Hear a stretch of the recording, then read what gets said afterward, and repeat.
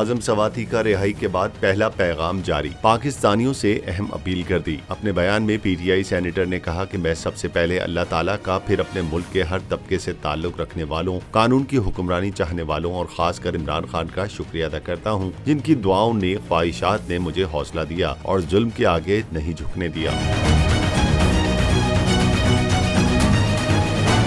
PTI senator आजम सवाती ने पाकिस्तानी अवाम को मुखातिब करके कहा कि मेरे लोगों, आज मुल्क का हर इदारा तबाह कर दिया गया है। यकीन नहीं आता तो सोचो, आपकी आंखों के सामने रजीम चेंज, 11,000 अरब का NRO-2, अरशद शरीफ का कत्ल, इमरान खान पर कातलाना हमला और मुझ पर मजालिम, सिर्फ 8 माह की तफसील है। काश इस वक्त इंसाफ मिल जाता। आजम सवाती ने कहा कि मैं तमाम वकीला बरादरी, बार काउंसिल्स, बार एसोसिएशंस और हर पढ़े लिखे तबके और सिविल सोसाइटी से गुजारिश करता हूँ कि वो अदलिया की आजादी और कानून की हुक्मरानी के लिए उठ खड़े हों।